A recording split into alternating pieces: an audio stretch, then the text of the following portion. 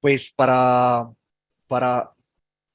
sentirnos inmersos en todo este tema de inteligencia artificial en salud y sobre todo las necesidades curriculares que requieren el sistema de educación médica, de educación para el personal de la salud. Vamos a arrancar con nuestra primera conferencia, que nos va a deleitar la doctora Alexandra Jiménez.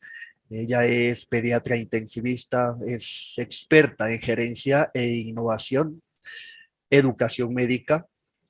Eh, es docente e investigadora de la Universidad del Rosario y es coordinadora de la línea de educación e inteligencia artificial en Hipócrates.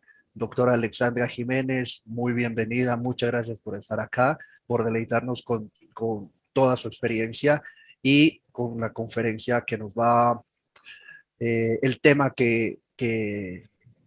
pues, que vamos a tocar y que va a tocar usted, que sería por los profesionales de la salud en el 2030. ¿Qué oportunidades y desafíos tenemos? Gracias, doctora. Bueno, muchas gracias a todos. Encantada de estar en este espacio de inteligencia artificial, educación y sin duda alguna el presente y el futuro de la medicina. Voy a compartir con ustedes esta presentación en la que quiero que naveguemos por las oportunidades y desafíos que tienen los profesionales de salud pues para el 2030.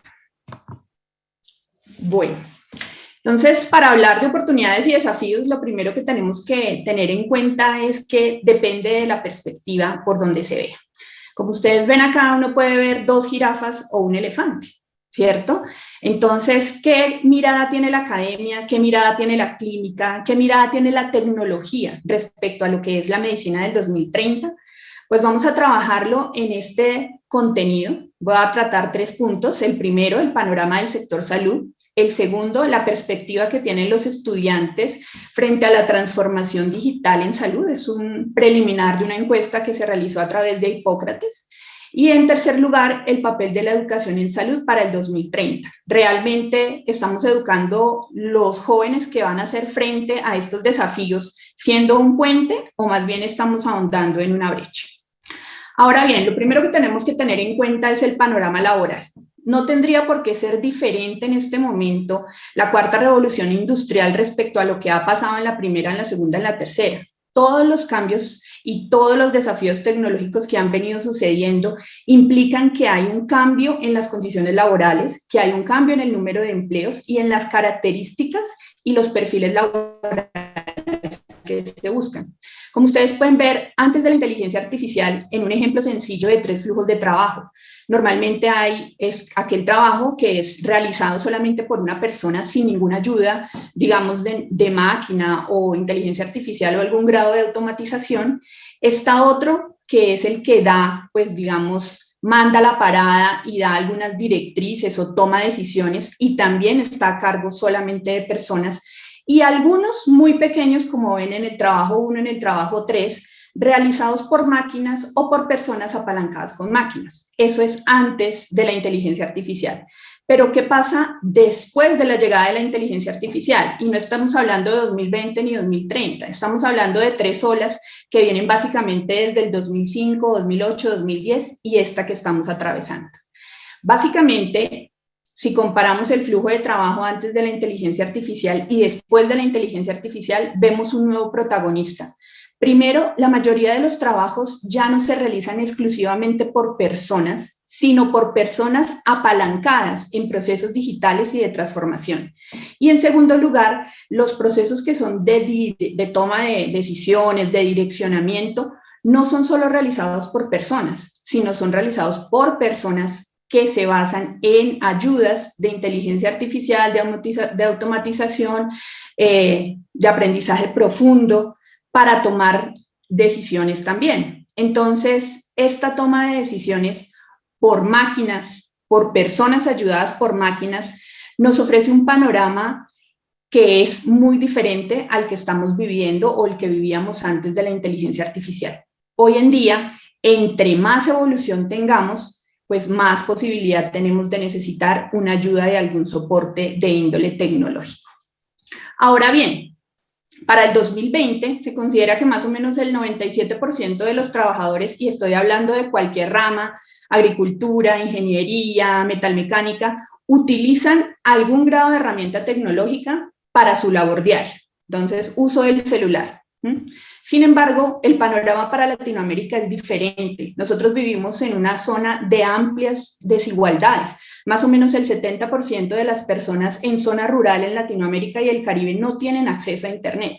Entonces nos vamos a ver en un panorama laboral un poco diferente al panorama que van a tener pues unos países que están un poco más industrializados. Para el 2030 se considera que aproximadamente el 44% de los trabajos que no requieren un nivel educativo alto pudieran llegar a ser reemplazados o totalmente automatizados. Ya lo vemos en países, digamos, por ejemplo, en Europa, donde cosas tan sencillas como, por ejemplo, los peajes están dados exclusivamente por parte de avances digitales y no necesariamente, como aquí en Colombia, ayudados, pues, digamos, por personas. Pero ¿qué pasa en el 2040? Más o menos el 14% de los trabajos para los 32 países de la OCDE tienen una probabilidad de automatización del 70%. Y ya para el 2055, casi la mitad de las actividades laborales que tenemos hoy en día van a tener algún grado de automatización. Es una realidad, no con esto estoy diciendo que el trabajo que hacen las personas va a ser reemplazado por máquinas, ni más faltaba, pero es sin duda un panorama que nos ofrece una visión respecto a la necesidad de apalancarnos en tecnología para poder seguir teniendo oportunidades laborales. Entonces, recordemos que es diferente el panorama de Latinoamérica y el Caribe y el panorama que tiene, por ejemplo, Estados Unidos y Asia. Pero solamente en el año 2020, con la pandemia, tuvimos un tráfico de datos de más de 44 terabytes en Latinoamérica y el Caribe. Y aún así estamos 7 veces por debajo del tráfico de datos que tiene Asia y el Pacífico. Sin embargo, pues tenemos que prepararnos para este cambio. Ahora bien, ¿cuál es el panorama de los profesionales en salud básicamente? El primer reto que tenemos es la cantidad de información. Para 1950 se consideraba que uno necesitaba 50 años para duplicar la cantidad de información en salud. Y no con esto estoy diciendo que toda sea buena, no. Pero hay una cantidad de información muy importante que para 1980 duplicarlo tardaba más o menos 7 años. Para el 2010 duplicar esa información 3.5 años y para el 2020 0.2 años. En 73 días, lo que usted leyó hoy ya está doblado. Entonces, ¿qué tienen que hacer los estudiantes de medicina? Empiezan a hacer una cantidad de esfuerzo por aprender, tomar información y demás, pero en realidad cuando terminan su primer año, esa información se ha doblado por lo menos 5 veces. Entonces nos vemos en un reto bien importante, cómo administrar los datos, cómo organizarlos, cómo poder seleccionar esa cantidad de información y cómo poder incorporar esa información a nuestro desarrollo y competencias profesionales. Pero no solamente estamos hablando de la cantidad de información, sino de 3 grandes cambios que van a presentarse en la medicina y en la salud hacia el 2030. Primero, estamos avanzando hacia un mundo en que la práctica del cuidado ya no va a ser en los hospitales, sino debe estar dado en la casa, que nos da de pronto algunos interrogantes. ¿Vale la pena solo seguir enseñando desde los hospitales o no? En segundo lugar, la genómica, la medicina de precisión y la medicina personalizada mandarán la parada y muy probablemente van a haber unas alteraciones, digamos, de índole, de contratos, tarifarias y demás, a las que nosotros tenemos que hacerle frente. Y pues después de la pandemia, la virtualidad, como dicen, llegó para quedarse. Así que la relación médico-paciente cada vez será más virtual, pero tenemos que verla como una oportunidad de disminución de brechas sociales y no como la perpetuación de ese fraccionamiento del paciente o la pérdida de la relación médico-paciente.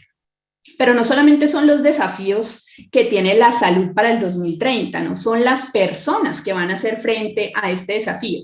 ¿Quiénes son los profesionales de salud del 2030? Los millennials. Y que tienen que tener un equilibrio entre el trabajo y el estilo de vida. ¿Qué implica el trabajo para estas personas? Mayor necesidad de interacción persona-máquina y tener que usar herramientas de automatización para tomar decisiones clínicas adecuadas. Pero también el estilo de vida es completamente diferente. Los millennials no son como nosotros de generaciones, de 3 o 4 generaciones, pues digamos, antes. La gente ya no está contenta con hacer un sinnúmero de horas y vivir todo el tiempo en el hospital. La gente quiere un número limitado de horas, preferiría no hacer turnos y quiere buscar un equilibrio entre su vida laboral y su vida personal. Y nosotros como educadores tenemos que enfocar a estos estudiantes para que lleguen ahí.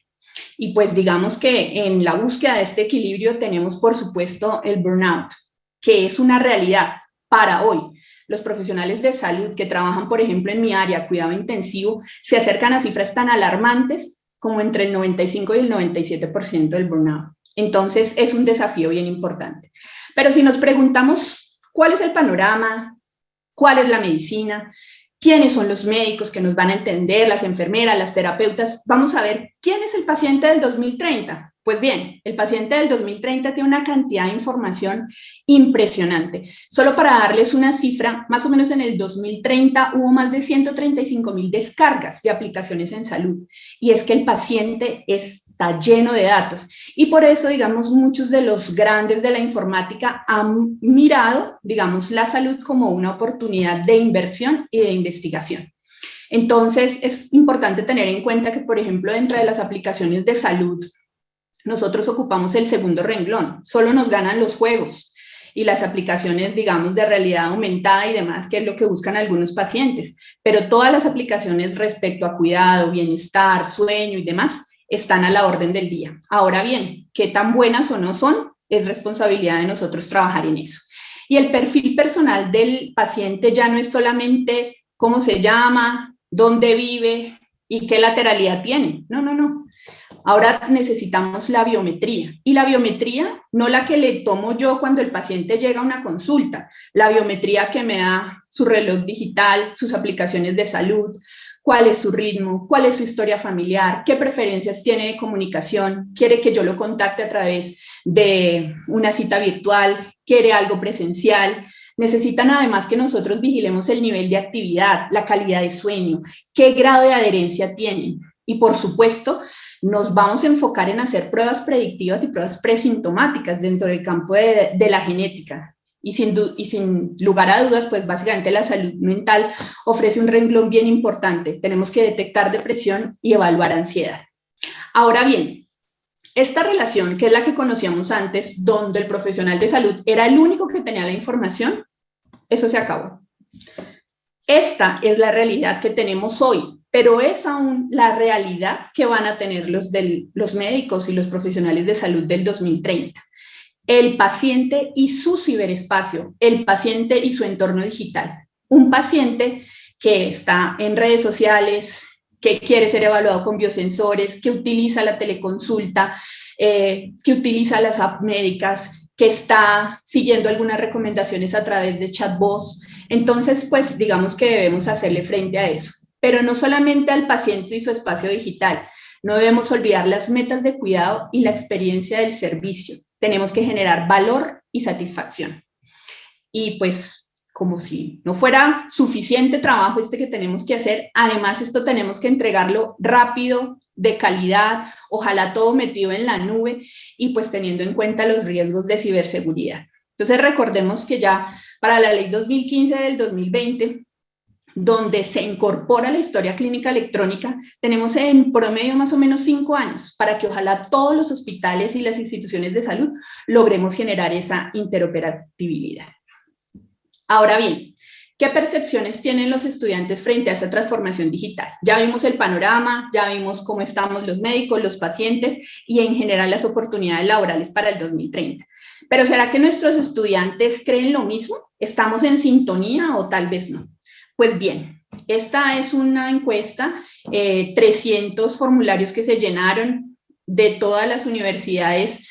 Tuvimos una gran acogida, Universidad del Bosque, La Sabana, Universidad de Cartagena, y pues logramos una muestra de 300 encuestas, donde el 68% fueron de la región cundiboyacense, seguidos posteriormente por el Caribe y en tercer lugar por el eje cafetero y Antioquia. La mayoría de los que respondieron nuestras encuestas fueron estudiantes de pregrado, más o menos entre los 18 y los 24 años, entre medicina, enfermería y terapia. ¿Y qué nos dijeron estos estudiantes? Nos afirmaron la realidad que ya sabemos. La mayoría de las profesiones de salud están demandadas por mujeres, comandadas.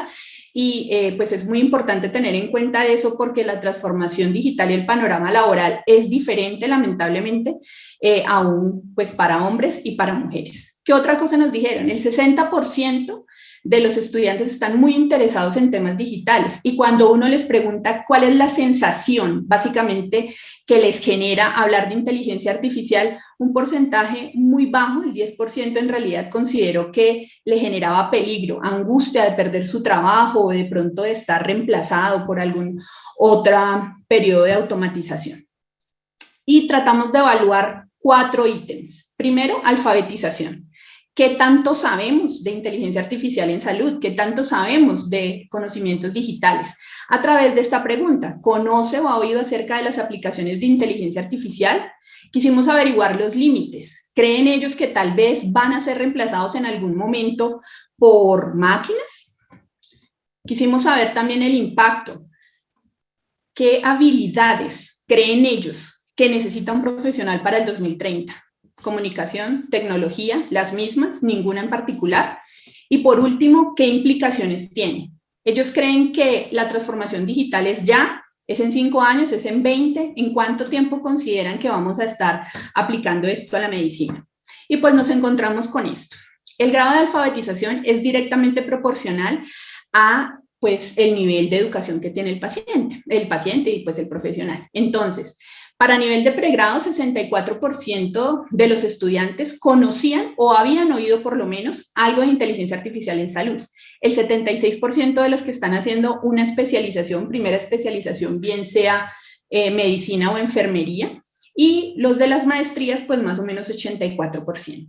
Y en cuanto a los límites, vean esto tan interesante. El 54% de los estudiantes no cree que la inteligencia artificial vaya a reemplazar o vaya, digamos, a generarles dificultades con el empleo, pero un 10% más o menos no le importa, ¿cierto? Entonces, no le importa si en realidad, pues, sirve o no, ¿cierto? Entonces, más o menos, aquellos que se situaron en el rango de indiferente, pues le llama a uno la atención que no sea parte de su preocupación, pues que el paciente necesite otra serie de cosas que nosotros no podamos darle y que pues sea un imperativo estar estudiando al respecto. Ahora bien, en cuanto a las implicaciones, la mayoría cree que ya estamos usando, digamos, algunas aplicaciones. Sin embargo, hay un porcentaje también grueso que cree que eso va a ser a mediano plazo. O sea, creen que a ellos solamente les toca cuando se gradúen. Y no, en realidad, digamos que es un proceso que está ya inminente. Y en cuanto al impacto, ¿qué habilidades creen ellos que, digamos, son importantes para que el profesional de salud le haga frente a estos desafíos de pacientes, de panorama laboral y de exigencias de la salud propiamente? Pues la mayoría dijo comunicación y tecnología, pero sí llama la atención que un 11% cree que no debemos tener ninguna habilidades distintas a las que ya tenemos. De hecho, en algunas de las preguntas que se hicieron para completar como pregunta, pues digamos, respuesta abierta, encontramos que hay muchos que creen que la tecnología no hace parte de la medicina y que quizás ese tipo, digamos, de tiempo que se le puede invertir al conocimiento digital pudiera invertirse a otras cosas relevantes con la medicina. Vale la pena pensar entonces cómo están nuestros estudiantes, qué es lo que quieren, qué percepciones tienen y ojalá en otra oportunidad podamos presentarles el estudio completo. Ahora bien, teniendo en cuenta eso, entonces, ¿qué podemos hacer o cuál es el papel de la educación en estos desafíos? Pues básicamente quiero mostrarles el modelo vertical 2021. Un paciente, un flujo unidireccional de información, llega, lo valora el médico, lo prescribe y le da de alta o simplemente pues lo remite a especialistas y lo hospitaliza. Pero esto definitivamente ya es un modelo que no podemos pues continuar. Básicamente, ¿por qué? Porque necesitamos llevar a los estudiantes a cumplir todas esas metas que exige el 2030. Y tenemos unas dificultades básicamente en 3 cosas: estructura, contenido y habilidades. Se parte de una revisión sistemática que se hizo, pues digamos, de todos los artículos publicados de personas que están como nosotros, un poco inquietos respecto a la calidad de la educación y se dieron cuenta de que la estadística, la lógica y la epidemiología se dan en el currículum como conferencias aisladas y no como un programa, que en el contenido muy poco enseñamos a los estudiantes a la toma de decisiones, cuál es la economía del comportamiento. Y no estoy hablando de enseñar a los estudiantes a programar, estoy hablando de enseñarles cómo presentar datos, saber cómo transmitir el riesgo, que entiendan cómo comunicar la incertidumbre de una forma tranquila y sencilla a sus pacientes. Estoy hablando de darles habilidades para convertir números en decisiones fiables y analizar y cuestionar desde el punto de vista ético. Un estudiante que no tiene ni idea de transformación digital, que no conoce los procesos de sus hospitales, que no conoce a lo que va a enfrentarse en el 2030, pues seguramente no va a tener herramientas suficientes para poder hacer un cuestionamiento desde el punto de vista ético y moral a una cantidad de estudios y, por ejemplo, aplicaciones que no tienen ninguna relevancia clínica. Para concluir, finalmente los médicos no estamos ni somos inmunes a la transformación digital, ni los médicos ni ninguno de los profesionales de salud. Ahora bien, entonces, la pregunta es, teniendo tanta información, pues, ¿qué es lo suficientemente relevante para que ellos aprendan? Pues básicamente, resumí aquí en 6 puntos, una aproximación que hizo el doctor Eric Topol respecto a la transformación digital para los servicios de salud ingleses. Él lo englobó en 10 competencias digitales con 120 características. Yo me tomé la libertad de reducirlo un poco y mostrarles 6, y son unos escalones que debemos tener. ¿Cuánto nos demoramos entre un escalón y otro? Difícil. ¿Vamos a llegar todos a tener metacompetencias al 6º escalón? Tal vez no, pero sí necesitamos tener en cuenta que los estudiantes deben tener una alfabetización de sus servicios de salud, por lo menos de los que utilizan día a día, deben conocer las tecnologías de la información, deben conocer el manejo de datos, no necesariamente tienen que hacerlo, pero sí tienen que conocer qué decisiones clínicas van a tomar con respecto a esos datos. Deberíamos gestionar estos datos para mejorar los servicios de salud y pues habrán algunos que lleguen a tener unas competencias un poco más avanzadas y de tecnologías un poco más maduras. Pero básicamente el mensaje de las competencias digitales es: los profesionales de salud deben evaluar sus propias ventajas competitivas respecto a la inteligencia artificial y deben propender por mejorar los dominios en los que la inteligencia artificial no va a tener cabida, en la empatía, en las habilidades blandas, en la comunicación con el paciente. Eso, sin duda alguna, nos hace falta. Ahora bien, el papel de la educación como puente. Nosotros tenemos que llevar a los estudiantes a este modelo circular. La educación no puede pelear con la inteligencia artificial. Tenemos que ir poco a poco caminando mancomunadamente, porque tenemos que llegar a ofrecer un modelo de salud como este. Entonces está el paciente y su círculo en un modelo donde tiene su propio espacio digital, su ciberespacio. Y yo puedo conocer minuto a minuto, día a día, las preferencias, las características biométricas, todo. Entonces yo puedo saber exactamente qué necesita mi paciente. No es un reto tratar enfermedades, es un reto tratar a las personas que tienen esas enfermedades. Y esta es quizás la mejor forma de personalizar esa atención.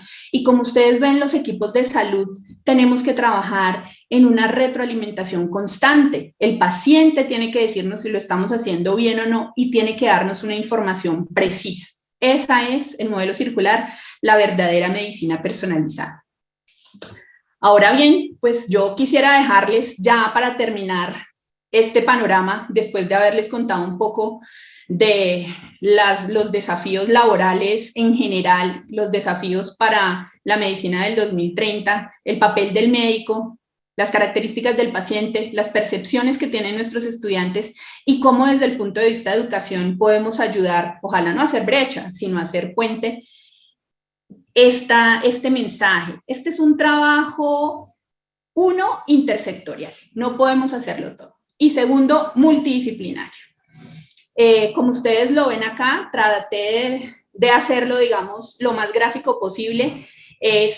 Tiene muchas aristas, tiene muchas cosas donde podemos evidenciar diferentes perspectivas, tiene lo bueno, lo malo y lo feo, pero básicamente quisiera despedirme con 4 ideas importantes. La primera, sí o sí, la inteligencia artificial y la transformación digital reducen los costos en salud. ¿Por qué? Porque dan rapidez y eficiencia en datos. Nosotros no tenemos la capacidad del manejo de datos como lo tienen las máquinas, pero sí somos responsables de la calidad del dato y la veracidad del mismo. Y esta reducción en costos nos da además posibilidad de tener un tiempo más para creatividad, para pensamiento crítico y no solamente estar en pro de repeticiones. ¿Qué nos da también? Mejoría del entorno laboral. ¿Y por qué? Porque cuando yo tengo más tiempo para hablar con mi paciente, lo que puedo hacer es propender por el renacimiento de esa relación médico-paciente. Quien creyó que la inteligencia artificial fraccionaba la relación médico-paciente, tal vez lo está viendo de una perspectiva diferente. Pero sin duda alguna, esta transformación no va a resolver la crisis que tenemos de mano de obra en ciertas zonas y en ciertas profesiones básicamente. Ahora bien, no va a reemplazar la inteligencia artificial y no está desplazando al médico. Pero sin duda alguna la realidad es que el médico, la enfermera, el terapeuta, todo profesional de salud que no tenga competencias digitales, muy probablemente va a ser reemplazado por aquel que sí las tiene. Y ya para acabar, pues tenemos ventajas y desventajas, pero no quiero irme sin decirles que esto exige una formación adecuada sobre usos y trampas de la digitalización. Tenemos que hacer una medicina para los pacientes, una medicina que nos ayude a nosotros como profesionales y sin duda alguna no es el futuro. La medicina hacia el 2030 se construye ya. Muchísimas gracias. Muchísimas gracias, doctora Alexandra Jiménez, por estos grandes 25 minutos, gran conferencia. Nos quedamos con el modelo circular basado en datos para la hiperpersonalización de la medicina en los pacientes. Es el camino, usted lo ha resumido de una manera excelente, todo el contexto de las necesidades de nuestros profesionales de la salud y del sistema de salud en general. Perfecto, agradeciéndole muchísimo por su intervención. Vamos a dar paso a la siguiente conferencia.